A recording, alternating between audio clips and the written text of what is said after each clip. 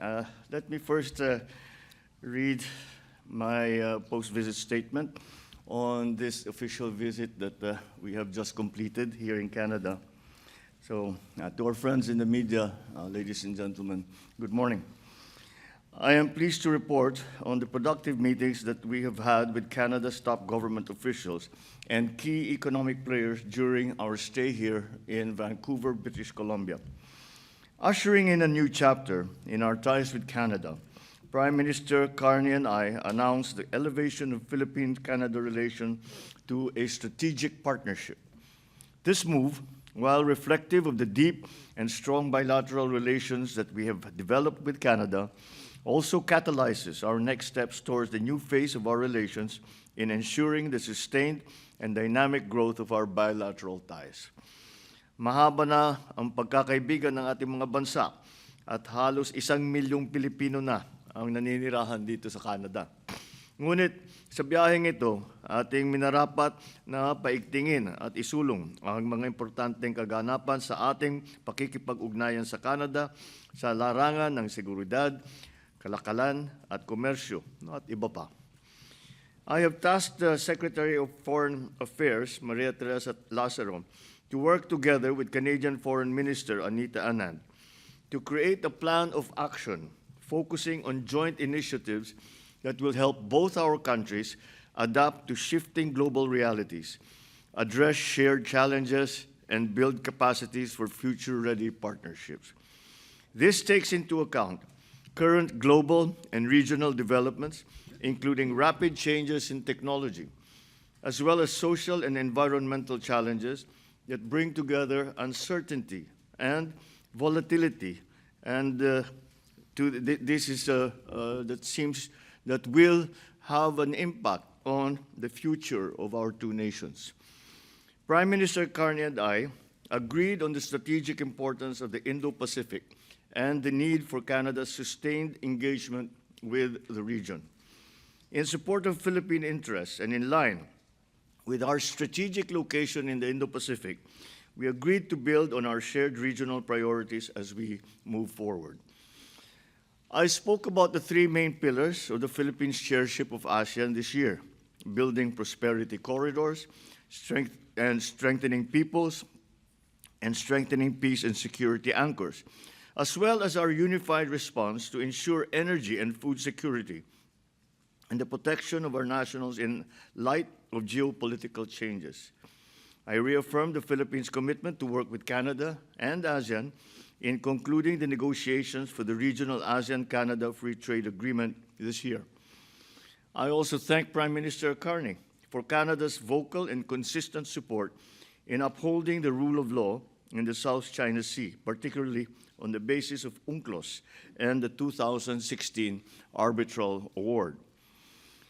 I convey the hope that as we celebrate the 10th anniversary of the Arbitral Award, Canada will continue to be one of the leading voices in upholding the award as an unassailable part of the corpus of international law. I committed to work with the Prime Minister in standing against economic coercion, increasing our bilateral trade, and building resilient supply chains. On this last point, I thank Prime Minister Carney for the decision to participate in the Luzon Economic Corridor with an initial investment pledge of $2 million Canadian to support infrastructure, the supply chain, and clean energy projects within the LEC. I witnessed with Prime Minister Carney the signing of the Joint Declaration of Intent on Energy and Natural Resources Cooperation. This underscores the importance of energy security, economic security, sustainable economic growth, and resilient supply chains in supporting economic prosperity and the global energy transition. I also met with top officials of Canada's key economic players. Some of them have been actively engaged already in the Philippines, and they employ thousands of workers. However, we still look forward to the eventual entry of more Canadian companies into the Philippines investment landscape. During the high-level roundtable meetings with leading Canadian companies and industry leaders, I underscored the Philippines' commitment to fostering a competitive sustainable, and innovation-driven economy. The discussions focused on strengthening cooperation in mining, critical minerals, energy, the IT/BPM sector, key industries that will support the country's industrial transformation, digital economy, and long-term economic resilience. Conversations with the IT/BPM companies also focused on global artificial intelligence hubs and learning centers that will serve as centralized AI-driven facilities to upskill these companies' global workforce. Amidst the complex geopolitical uncertainties that continue to shape our global strategic partnerships, pursuing a deliberate strategy for trade diversification has become an economic imperative, especially with like-minded parties such as Canada. I highlighted the Philippines' strategic role as a trusted investment destination and reliable partner for Canadian businesses seeking to diversify operations and expand in the Indo-Pacific region. I also met with the B2 Gold Corporation, Oceana Gold Corporation, TELUS Corporation, and NQX to discuss their investment plans in our country. All these business engagements in the sectors of mining, critical minerals, energy, services, and IT/BPM resulted in a combined $2.5 billion in investment from Canadian partners. Thus, it is already timely that we presently are negotiating a free trade agreement with Canada, which we hope will further strengthen our economic cooperation once it enters into force. I am pleased with the deepening of our defense and security ties through our existing landmark agreements on defense and military cooperation, such as the Status of Visiting Forces Agreement and the Mutual Logistics Support Arrangement.